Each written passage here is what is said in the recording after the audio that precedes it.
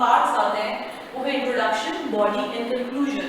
सो ये तो बहुत आसान है कि हम कहते हैं कि जी एस्से शुरू करना है, हमें अटेंशन कैचर चाहिए, हमें थीसिस स्टेटमेंट चाहिए, हमें प्रीव्यू चाहिए, बॉडी में हमें आर्ग्यूमेंट्स चाहिए, कंक्लूजन में हमें प्रेडिक्शन चाहिए।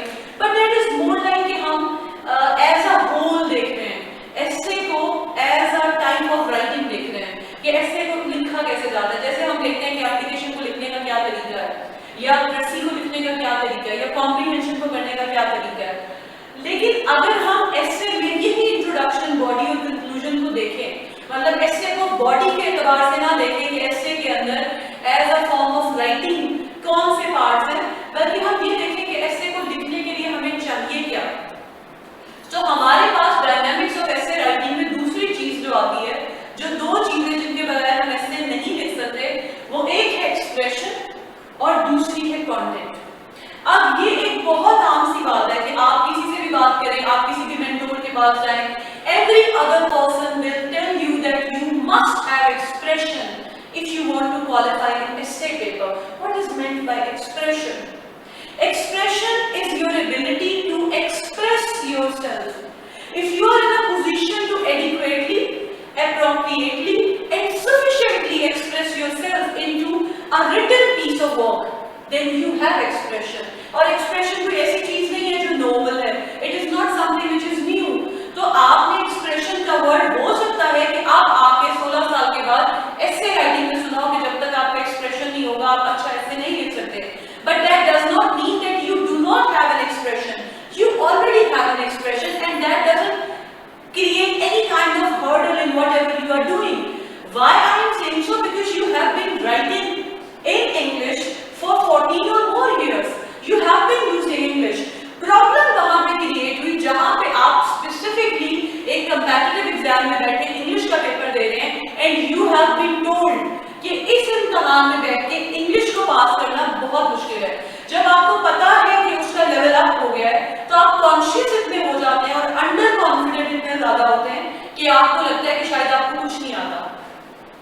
एक्सप्रेशन, अपने थॉट्स और अपने आइडियाज को अपने अल्फाज में लिखना है। जो आप किसी चीज को पढ़ते हैं, अखबार में पढ़ते हैं, किताब में पढ़ते हैं, किसी चीज को सुनते हैं, जब आप उसे अपने अल्फाज में लिखें तो इसको एक्सप्रेशन कहते हैं। जहां तक एक्सप्रेशन की बात है स्पोकन लैंग्वेज में, तो वो हमारे पास है, यानी हम बात कर रहे होते हैं हमारी मदर टंग है। सो जो हमारे पास छोटा बच्चा होता है उसको हम बताते हैं कि लफ्ज क्या है। तो मुझे बताना है तो मैं अपनी बेटी को बताऊंगी कि देखो ये व्हाइट बोर्ड है, इसको बोर्ड मार्कर कहते हैं, इसको दीवार कहते हैं, उसको घड़ी कहते हैं। I will be communicating the names of things. और जब वो नामों से आगे आएगी तो फिर वो क्या करेगी? She will be imitating my sentences, she will be copying my sentences, she will be using my sentences into her language. So she will be making use of my ideas and my language thoroughly, क्योंकि उसमें expression नहीं है।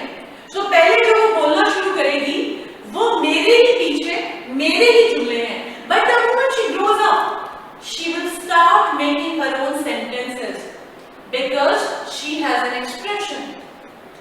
Expression हर इंसान के पास होता है, आपकी मदर टंग में भी होता है, आपकी जो टॉप लैंग्वेज है उसके अंदर होता है, आपकी जो भी हमारी जैसे ऑफिशियल लैंग्वेज है इंग्लिश है, हमारी नेशनल लैंग्वेज है उर्दू, हमारी रीजनल लैंग्वेजेस है। We do have an expression if we can write in that language. ऐसे में आके जब हम पर्टिकुलरली एक्सप्रेशन की बात करते हैं तो we are referring to that type of expression which is more mature, which is more well balanced, neutral and which is going to give the reader variation. Variation is very important. अब आप एक बंदे से पढ़ रहे हैं, जैसे आपने अपने कॉलेज में, यूनिवर्सिटी में आपने ऐसे टीचर्स देखे होंगे जो स्लाइड्स पे लेक्चर लेकर आते हैं और स्लाइड को पढ़ देते हैं। सो जब टीचर स्लाइड को पढ़ रहा होता है तो क्या होता है?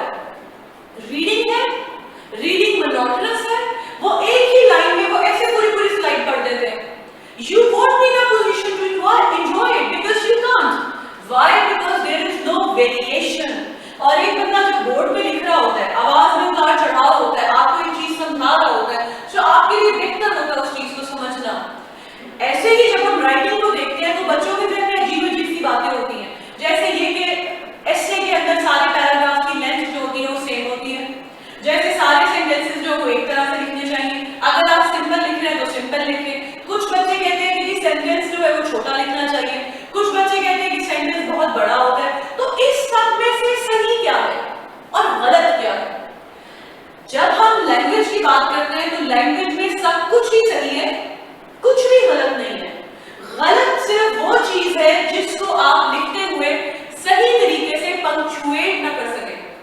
If you are not able to punctuate whatever you are saying, if you are unable to punctuate your expression, your sentences, then there is a problem for which you can be penalized in your paper.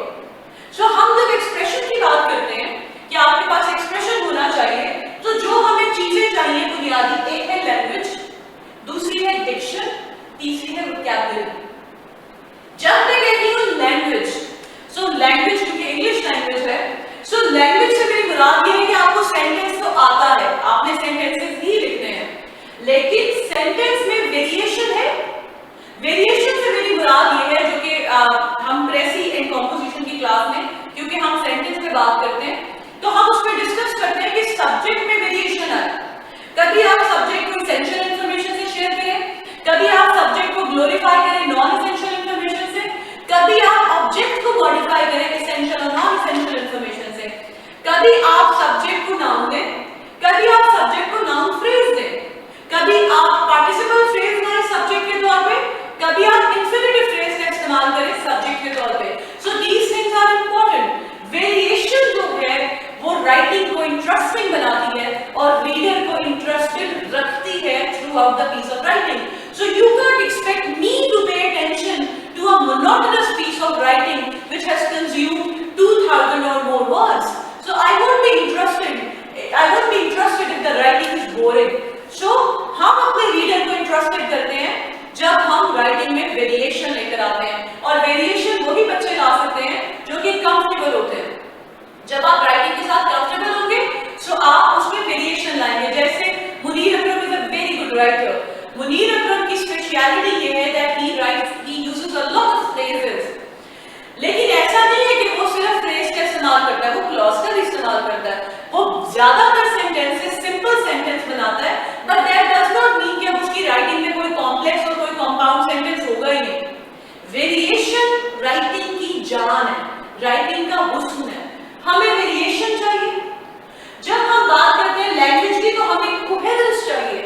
मतलब हमने एक बात करनी है, अब हम एक idea को चला रहे हैं. सो आप बात कर रहे हैं democracy and illiteracy can not go together. So आप डेमोक्रेसी की बात कर रहे हैं तो आप डेमोक्रेटिक नॉर्म्स की बात कर सकते हैं, डेमोक्रेटिक आइडियल्स की बात कर सकते हैं, डेमोक्रेटिक लीडर्स की बात कर सकते हैं. आप इलिटरेसी की बात कर रहे हैं तो इलिटरेसी का अगर हम उल्ट देखें, एंटोनिम देखें तो दैट इज लिटरेसी. आप लिटरेट बंदे की बात कर सकते हैं, इलिटरेट की बात कर सकते हैं, एजुकेशन की बात कर सकते हैं. अब ये हम उसी आइडिया में घूम रहे हैं, लेकिन ये नहीं हो सकता कि आप डेमोक्रेसी की बात कर रहे हो और डेमोक्रेसी के एसे के अंदर आप ग्लोबलाइजेशन की बात शुरू कर दें, या डेमोक्रेसी के एसे के अंदर आप बैठ के तो आप बात करना शुरू कर दें कि भाई ह्यूमन राइट्स क्या होता है. हाँ, आप ये बात कर सकते हैं कि right to vote is a fundamental human right, but that does not mean कि आप ह्यूमन राइट्स के ऊपर डिस्कशन शुरू कर देंगे. ठीक वैसे ही जैसे आप वॉर ऑन टेरर की बात कर रहे हो, तो ये नहीं हो सकता कि आप वॉर ऑन टेरर की बात करते हुए बात करना शुरू कर दें कि it's dangerous to be right when the government is wrong. So आप वॉर ऑन टेरर में एक खास टॉपिक को फॉलो कर रहे हैं और उस टॉपिक में रहते हुए आपने सारी डिस्कशन करनी है. सो हमें राइटिंग में वेरिएशन भी चाहिए, हमें राइटिंग में कोहेरेंस भी चाहिए. कोहेरेंस दो तरह से आती है. एक कोहेरेंस होती है आइडिया की और दूसरी कोहेरेंस होती है लैंग्वेज की. तो जब मैं कहती हूँ आइडिया की कोहेरेंस ये है कि मैं आपसे, जैसे मैंने भी आपको कहा कि democracy and illiteracy can not go together, इसमें जो मैंने वर्ड्स इस्तेमाल किए थे उसी आइडिया में मूव कर रहे थे. और दूसरा तरीका कोहेरेंस का ये होता है जिसके लिए हम इस्तेमाल करते हैं ट्रांजिशनल वर्ड्स. हम सेंटेंसेस के दरमियान में, पैराग्राफ के अंदर और हम पैराग्राफ्स के दरमियान में ट्रांजिशन देते हैं जिससे कोहेरेंस आती है. कोहेरेंट होना बहुत जरूरी है हमारे एसे का. जब हम पैराग्राफ पढ़ेंगे तो मैं आपको बताऊंगी कि पैराग्राफ में जब मुख्तलिफ सेंटेंसेस एक ही आइडिया को सपोर्ट करते हैं तो हमारे सामने जो चीज आती है उसे कहते हैं यूनिटी. और जब एसे के अंदर सारा का सारा एसे एक ही टर्म को, एक ही आइडिया को सपोर्ट करता है तो हमारे सामने जो चीज आती है उसको हम कहते हैं कोहेरेंस. एसे में कोहेरेंस होती है, पैराग्राफ में यूनिटी होती है. तीसरी चीज जो हमारे पास लैंग्वेज में आती है वो है ऑर्गेनाइजेशन. आपने बात तो कर ली, आपको बात करनी आती है, but are you in a position to adequately organise your ideas? क्या आप प्रॉपर्ली ऑर्गेनाइज कर सकते हैं, या आपके दिमाग में खिचड़ी पकी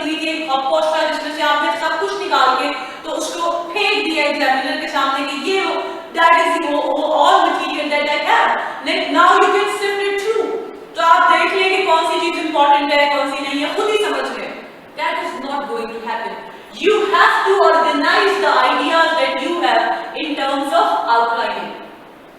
आउटलाइन करना बहुत जरूरी है। आउटलाइन करने के लिए हम ब्रेनस्टॉर्मिंग करते हैं। ऑर्गेनाइज करने के तरीके होते हैं। ऑर्गेनाइज करने के 4 तरीके हैं। जब हम ब्रेनस्टॉर्मिंग करते हैं तो हम डिसाइड करते हैं कि हमने अपने एसे में कंटेंट को कैसे ऑर्गेनाइज करना है।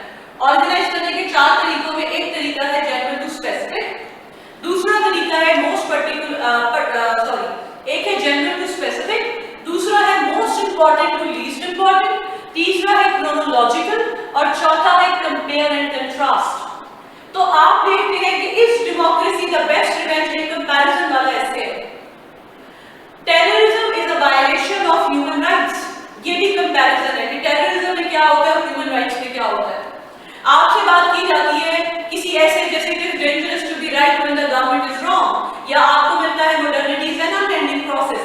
आपने शुरू से बात करनी है, उस पहली टेक्नोलॉजी से बात करनी है जो कि इंसान ने बनाई थी, which is fire, ठीक है। सो आप कहते हैं कि 2 स्टोन्स को रब किया तो फायर बन गई। उस फायर से लेके हमारे फायर अलार्म तक इंसान ने जितनी प्रोग्रेस की उसको हम मॉडर्निटी में लेते हैं और उस प्रोग्रेस को हम क्रोनोलॉजिकली चलाते हैं। It is dangerous to be right when the government is wrong में हम शुरू से बात करते हैं। We can start with Socrates. तो हमने क्रोनोलॉजिकल ऑर्डर को फॉलो करना होता है। मोस्ट इंपॉर्टेंट से लीस्ट इंपॉर्टेंट में ये होता है कि जब हमें कॉजेस बतानी होती है किसी चीज की, जैसे higher education, ills and remedies. अब आपने इल्स की बात करनी है, that is most important to least important. जो सबसे बड़ी इल होगी, जो सबसे बड़ी कॉज होगी, जो सबसे बड़ी उसमें प्रॉब्लम होगी, वो हम सबसे पहले बताएंगे। फिर जो लेस इंपॉर्टेंट होगी उसको बाद में बताएंगे। Then we have a message जिसमें हम जनरल टू स्पेसिफिक जाते हैं। जनरल टू स्पेसिफिक से मुराद ये है कि आपको ऐसे याद आता है जो कोई भी एक्सपोजिटरी ऐसे जैसे global village learning to live together, so आप उसको जनरल से शुरू करते हैं कि भाई ग्लोबल विलेज क्या है। अब आपने उसकी डायमेंशन में जाना है, ठीक है। सो आप ग्लोबल विलेज से शुरू करते हैं, आप शुरू कर सकते हैं विलेज से भी। ग्लोबल विलेज में आप शुरू कर सकते हैं if the world were of 1000 people. आपने जनरल डिस्कशन से शुरू किया और फिर आप स्पेसिफिक पे आए कि कैसे ग्लोबल विलेज के अंदर रेसिज्म को एबॉलिश किया जा सकता है। रेसिज्म बल्कि डिस्करेज होता है, रेसिज्म डिस्करेज होता है, जेंडर डिस्करेज होती है, आपकी हर तरह की कास्ट और क्रीड के ऊपर जो डिवीजन होती है उसको चैलेंज कर देता है ग्लोबल विलेज, ठीक है। सो हम जनरल टू स्पेसिफिक चले जाते हैं। जनरल टू स्पेसिफिक जाने का एक और तरीका ये है कि आपको ऐसे आता है war on terror is a violation of human rights. आप शुरू करते हैं कि वॉर क्या है, फिर आप कहते हैं वॉर ऑन टेरर क्या है, फिर आप कहते हैं ह्यूमन राइट्स क्या है। कौन से ह्यूमन राइट्स है जो वॉर ऑन टेरर वायलेट करती है। सो आप जनरल से स्पेसिफिक की तरफ जा रहे हैं, ठीक है। सो ये 4 तरीके हैं जिससे हम अपने डाटा को ऑर्गेनाइज करते हैं और कोहेरेंस को मेंटेन करते हैं। एक्सप्रेशन में जो आपको दूसरी चीज चाहिए वो है डिक्शन। डिक्शन वो एप्रोप्रिएट वर्ड्स हैं जिनका ताल्लुक किसी सब्जेक्ट के साथ है। सो मैंने अगर बात करनी है कल्चर की तो मुझे एक खास तरह की पर्टिकुलर वोकैबुलरी चाहिए, उसके बगैर मैं बात नहीं कर सकती, ठीक है। इसी तरह अगर मैंने एजुकेशन की बात करनी है तो मुझे एक पर्टिकुलर वोकैबुलरी चाहिए, उसके बगैर मैं एजुकेशन की बात नहीं कर सकती। जैसे करिकुलम, सिलेबस। अब करिकुलम और सिलेबस 2 चीजें हैं। Primary education, secondary education, tertiary education कोई चीजें हैं। कल्चरल है तो कल्चर का इंटरनल पहलू कुछ और है, एक्सटर्नल कुछ और है। हमारे पास कल्चर जो है वो मटीरियलिस्टिक भी होता है और इमटीरियल भी होता है। हम कल्चर की बात करते हैं तो हमारे पास सिस्टम भी आता है और हमारे पास सिस्टम के इन सिस्टम और आउट सिस्टम आता है। हम देखते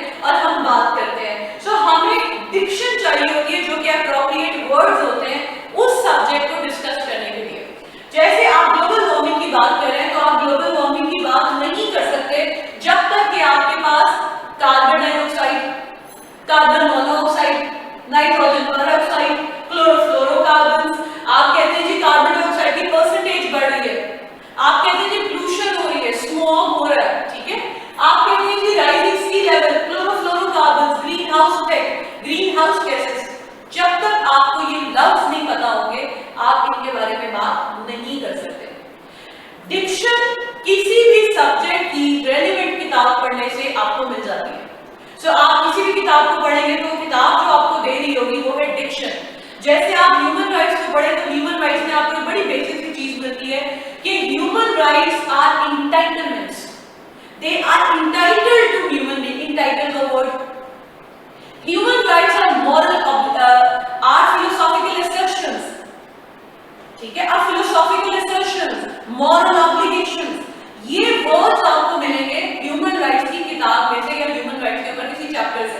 फिर जब हम ह्यूमन राइट्स को डिफाइन करते हैं तो ह्यूमन राइट्स फंडामेंटल है, इनडिविजिबल है, इनएलिएनेबल है, एब्सोल्यूट है। ये डिक्शन है, ये डिक्शन आप खुद से प्रोड्यूस नहीं कर सकते। ये वैसे ही है जैसे हम दुनिया को एक दफा टू पोल्स में देखते थे, एक दफा फर्स्ट वर्ल्ड, सेकंड वर्ल्ड और थर्ड वर्ल्ड में देखते थे। फिर हमने दुनिया को, क्योंकि सेकंड वर्ल्ड खत्म हो गया तो हम फर्स्ट और थर्ड वर्ल्ड की बात नहीं करते। आज हम डेवलप्ड कंट्रीज और डेवलपिंग कंट्रीज और अंडर डेवलपिंग कंट्रीज की बात करते हैं। उससे पहले, बहुत पहले हम वेस्ट की और ओरिएंट की या ईस्ट की बात करते थे। अब हम बात करते हैं लो इनकम कंट्रीज की, मिडिल इनकम कंट्रीज की, लोअर मिडिल इनकम कंट्रीज की, हाई इनकम कंट्रीज की। इसे कहते हैं जार्गन। डिक्शन या जार्गन जो है उस सब्जेक्ट की एप्रोप्रिएट वोकैबुलरी है जो आपको चाहिए है, उसके बगैर आप किसी भी कॉन्सेप्ट के बारे में बात नहीं कर सकते। Then we have vocabulary. ये वोकैबुलरी है आपकी जिसका आपका प्रेसिडेंट कॉम्पिटिशन के पेपर में 20 नंबर का ऑब्जेक्टिव का सवाल आता है।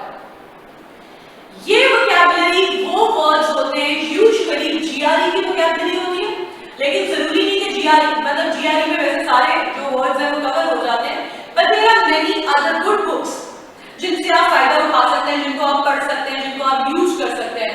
सो आपकी जो वोकैबुलरी है उसमें किस तरह के वर्ड्स हैं? हेराम, विट्रियल, एसर्बिक, स्पीच, यानी स्पीच जब लंबी हो जाती है तो हम उसे कहते हैं ये हेराम है।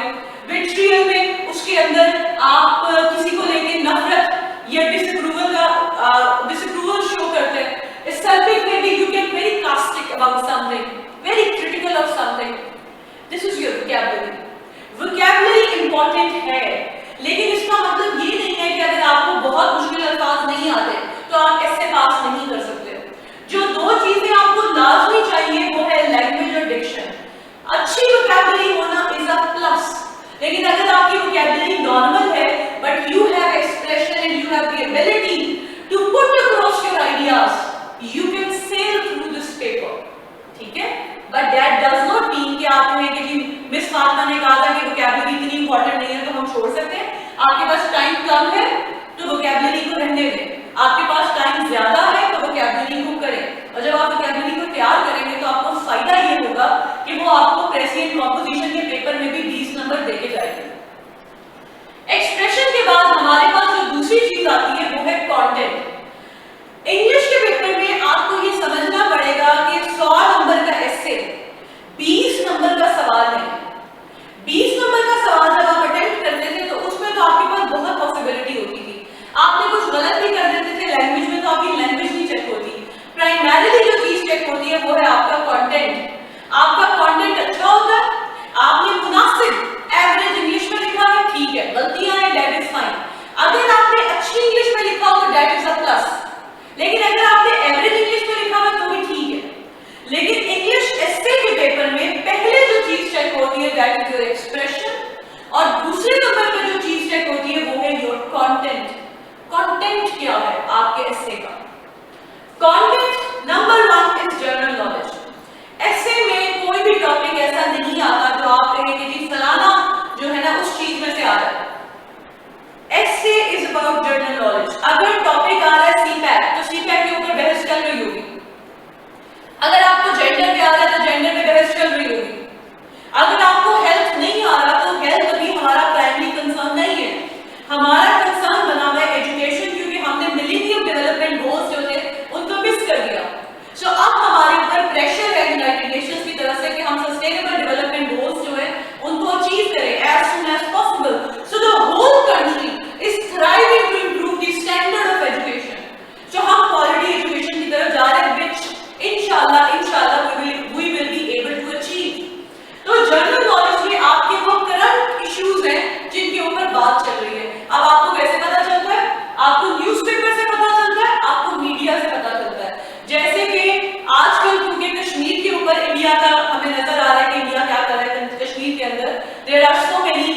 वायलेशंस ऑफ ह्यूमन राइट्स, और यूनियन जो यूनाइटेड नेशंस है उसकी भी कई रेजोल्यूशंस की वायलेशन हो रही है।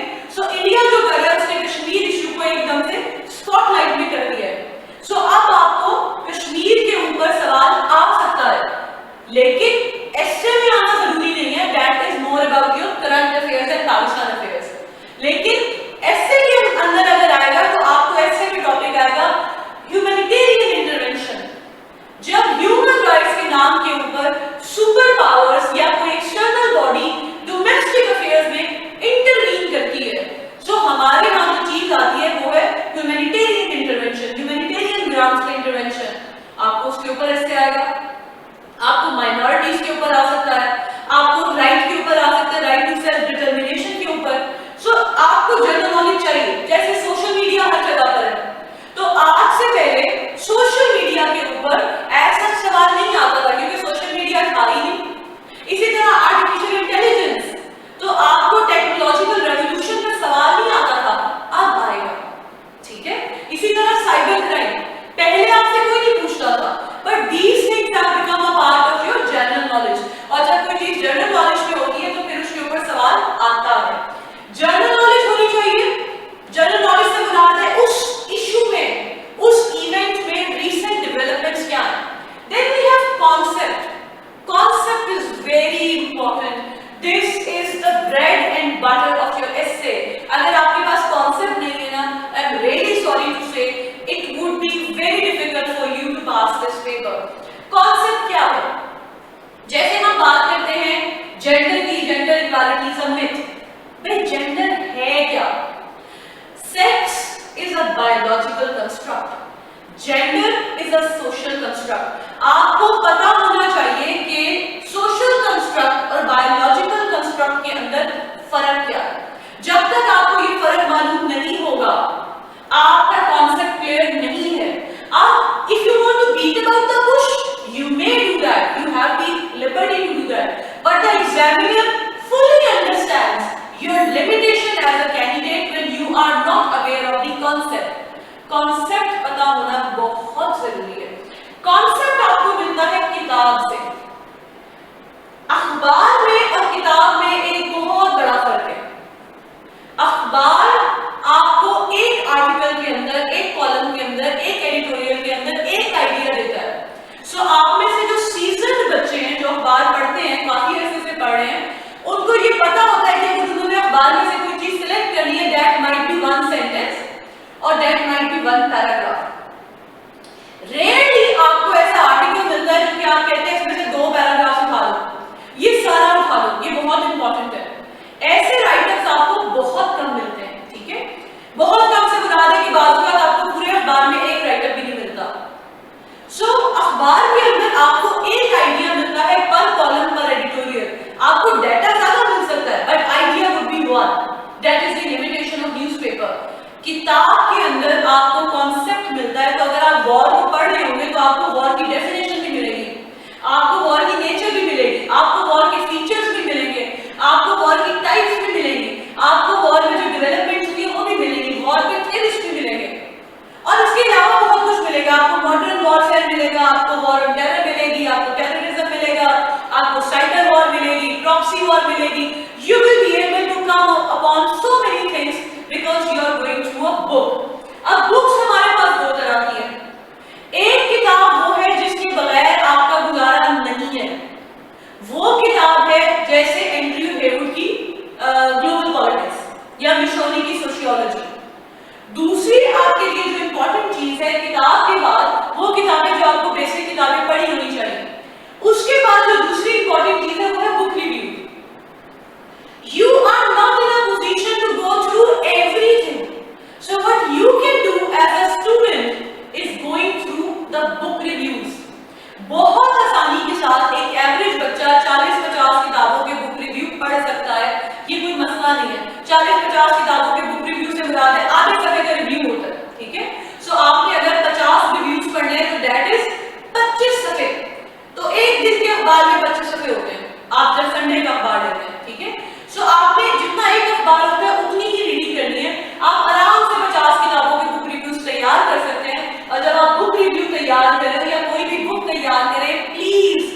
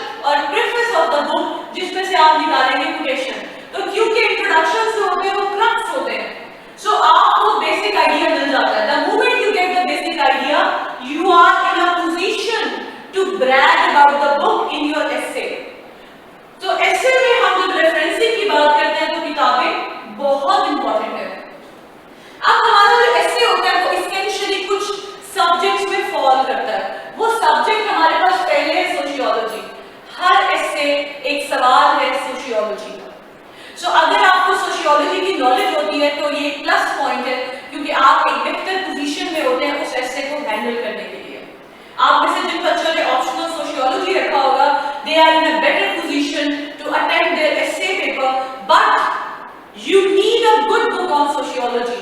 So हमारे पास एक बड़ा अच्छा तरीका होता है प्रेपरेशन का, वो ये होता है कि आपने किसी भी सब्जेक्ट की तैयारी करनी है, एक लोकल किताब, किसी भी लोकल पब्लिशर की आम सी जो किताबें जो 10 साल पेपर्स को डिस्कस करती हैं या जिसमें 10 इंपॉर्टेंट क्वेश्चंस होते हैं सॉल्व, आप उस किताब को लें प्लस 1 इंटरनेशनल बुक। आपके पास ये 2 किताबें मस्ट है जो कि होनी चाहिए। सो सोशियोलॉजी की तैयारी करने एक इंटरनेशनल किताब उठाए, एक लोकल किताब उठाए। Then we have history. History की नॉलेज आपको ज्यादातर एसेस के अंदर चाहिए होती है क्योंकि हर इशू की एक हिस्ट्री होती है। तो अगर सीपैक की हम आज बात करें तो सीपैक के लिए भी एक हिस्ट्री है पाकिस्तान और चाइना के दरमियान में। CPEC is not between Pakistan and India. So हर चीज की एक हिस्ट्री होगी, उसका एक फ्यूचर प्रोस्पेक्ट होगा। हम किसी भी आइडिया की बात करेंगे डेमोक्रेसी की, सो you can start talking about democracy from today, क्योंकि हमारे पास पहली डेमोक्रेटिक स्टेट है ग्रीक। तो जब हम ग्रीस की बात करते हैं तो हमारे पास हिस्ट्री आ गई। फिर हम बात करते हैं ग्रीस से आगे चले तो हमारे पास मैग्ना कार्टा भी आता है, ट्रीटी ऑफ वेस्टफेलिया आता है, then we see these developments. हम फ्रेंच रेवोल्यूशन को देखते हैं, हम फिर देखते हैं कॉलोनाइजेशन का जब एंड होता है, पोस्ट कॉलोनियल दौर आता है, हम यूनाइटेड नेशंस को देखते हैं कैसे डेमोक्रेसी को throughout the world encourage किया जा रहा है। We need adequate knowledge of history, but from that I do not mean कि आप जाके हिस्ट्री की किताब ढूंढ लें और जाके पढ़ना शुरू कर दें। ये वो चीज है जो कि अगर आपके पास एनसाइक्लोपीडिया हो, not the encyclopedia but encyclopedia, not the book of encyclopedia, just access to Britannica encyclopedia which is free. तो आप गूगल में जाके ब्रिटानिका एनसाइक्लोपीडिया लिखें, हिस्ट्री ऑफ डेमोक्रेसी लिखें, तो आपके पास पूरे का पूरा कॉन्सेप्ट आ जाएगा।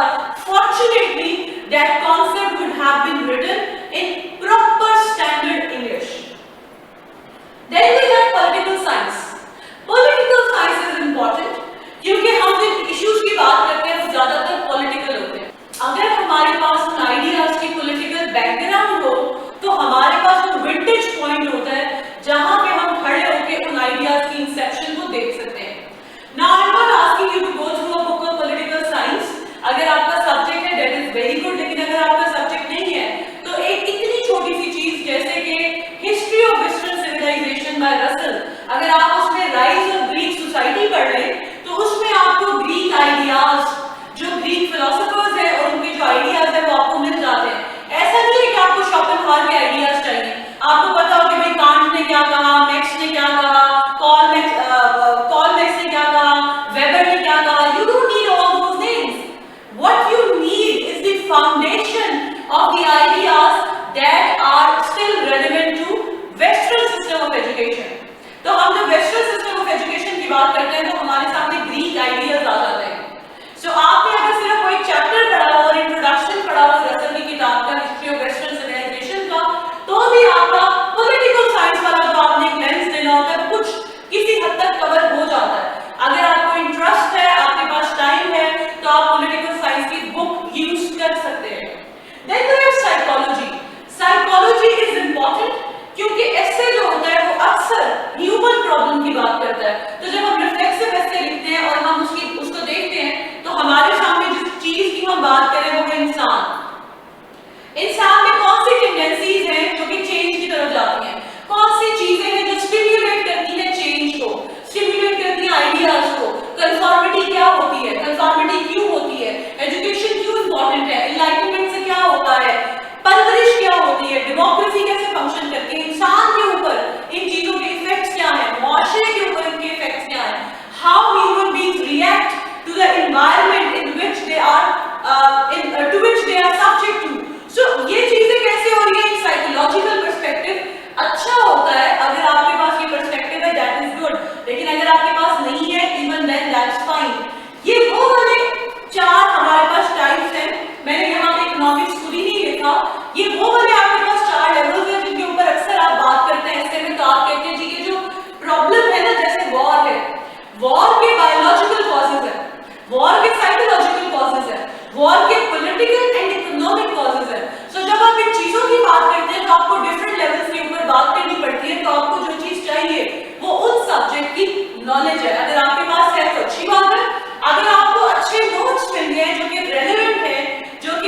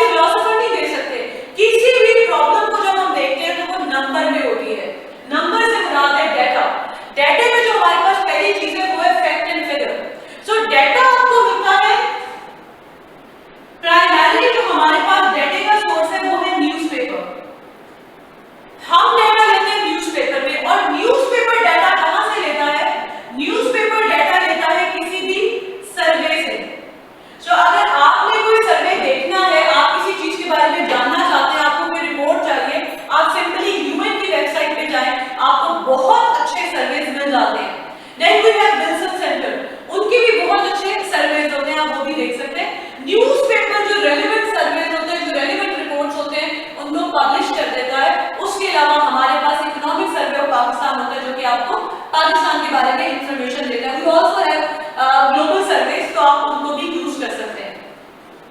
हमें फैक्ट्स एंड फिगर्स चाहिए होते हैं, जैसे आपने बात करनी है लिटरेसी और इलिटरेसी और डेमोक्रेसी की।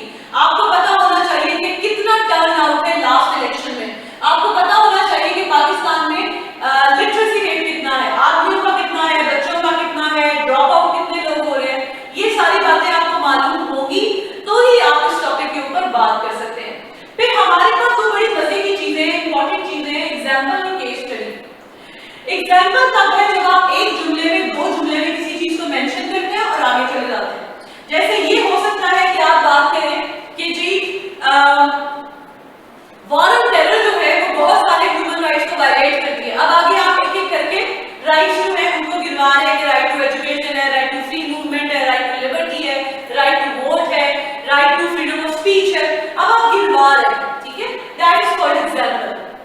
केस ऑफ स्टडी में, केस स्टडी में ये होता है कि आपने एक चीज ली, लेट्स से आपने लिया राइट टू एजुकेशन, अब आप सिर्फ राइट टू एजुकेशन पर एक पैराग्राफ लिख रहे हैं, राइट टू फ्री मूवमेंट पर एक पैराग्राफ लिख रहे हैं, right to freedom of speech पे एक पैराग्राफ लिख रहे हैं, या राइट टू रिलीजियस प्रैक्टिसेस के ऊपर एक पैराग्राफ दे रहे हैं और थॉरली उसको इलैबोरेट कर रहे हैं।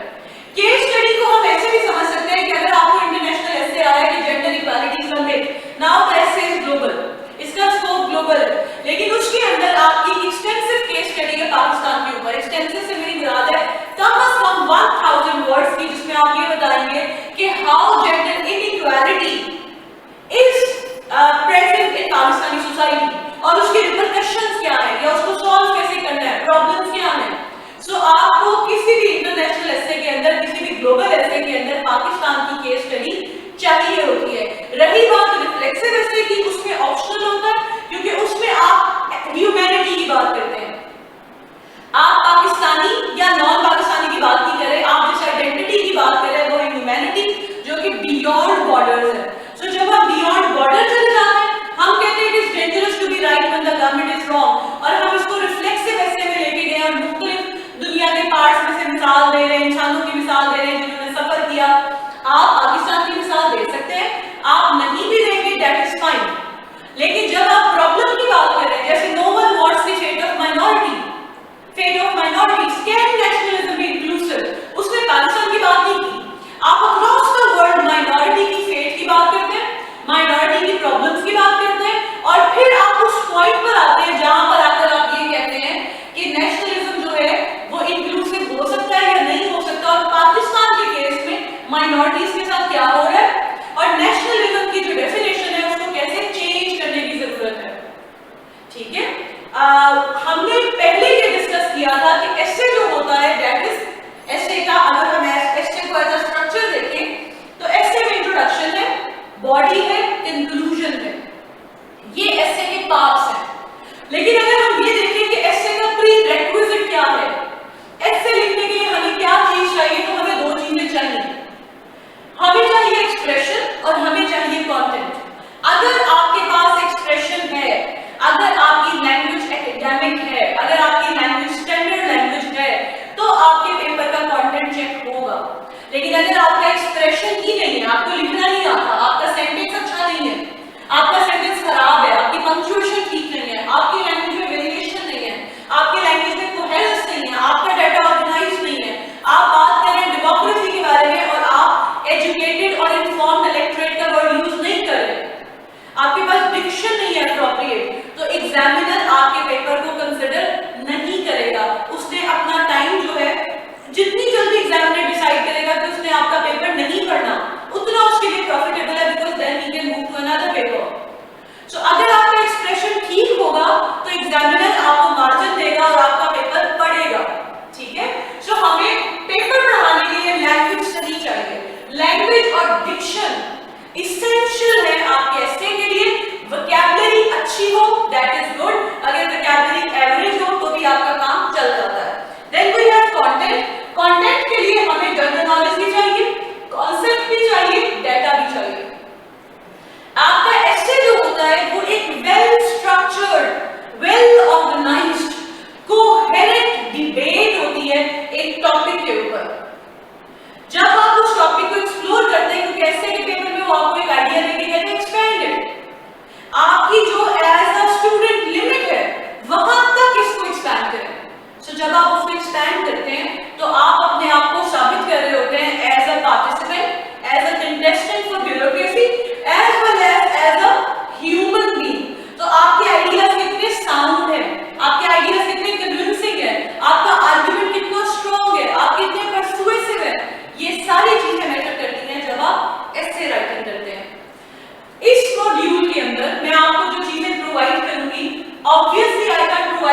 language because language is what you should already have. हम लैंग्वेज पे काम करते हैं प्रेजेंट इन कॉम्पोजिशन की क्लास में, जिसमें हम सेंटेंस पे काम करते हैं। ऐसे की राइटिंग में, ऐसे राइटिंग में हम शुरू करेंगे पैराग्राफ से। So we should be aware of the dynamics of a paragraph. कि पैराग्राफ क्या है, पैराग्राफ को कैसे लिखते हैं। डिक्शन, जब आपको किताब का मटेरियल दिया जाएगा तो आपको डिक्शन मिल जाएगी। Vocabulary is something which you have to do on your own. General knowledge आपको न्यूज़पेपर से मिलती रहती है, लेकिन अगर आपने किताब पढ़ी और आपको रेलेवेंट मटेरियल निकाल के दिया तो आपकी नॉलेज ऑब्वियसली एक्सटेंड होती है। कॉन्सेप्ट आपको प्रोवाइड किया जाएगा। बुक रिव्यूज, कुछ बुक रिव्यूज आपको, I think there are some 20 book reviews that I am going to provide you, जो कि रीसेंट किताबों में से है। बुक रिव्यूज आपको मिलेंगे, आप बुक रिव्यू को लिखेंगे, उससे आपकी समरी की प्रैक्टिस होगी, आउटलाइन की प्रैक्टिस होगी। डेटा आपने अपना इकट्ठा करना है। दिस इज वेरी इंपॉर्टेंट कि आप अगर न्यूज़पेपर पढ़ रहे हैं तो आप उसमें से अपने डेटा की क्लिपिंग निकालें, यही आपके नोट्स होंगे। उसके अलावा जितने नोट्स हैं वो मैं आपको खुद प्रोवाइड कर रही हूँ, और जब आप उसकी राइटिंग प्रैक्टिस करेंगे, जो भी आपको नोट्स दिए जा रहे होंगे, जब आप उनकी राइटिंग प्रैक्टिस करेंगे तो आपका एक्सप्रेशन डेवलप होगा। But this is something which you should be doing regularly. Writing 2 pages a day is sufficient for developing expression and for improving your expression. ठीक है, और जब आप समरी करते हैं या नोट कर लिख रहे होते हैं या किसी चीज को पढ़ के उसको अपने अल्फाज में लिखते हैं, तो फायदा ये होता है that you are no more struggling with the idea. आपने आइडिया नहीं ढूंढना, आपने खुद से सोच के नहीं बैठना। All you are doing is reproducing that idea. अपने सेंटेंस में, अपने तरीके से, जैसे आप उसको बेहतर समझते हैं कि आप उस आइडिया को एक्सप्रेस कर सकते हैं। I hope this lecture has benefited you in understanding the significance of expression and content, and I expect that you will be working very hard to qualify in the exam that you are aiming at. Thank you so much. I'll see you in another lecture.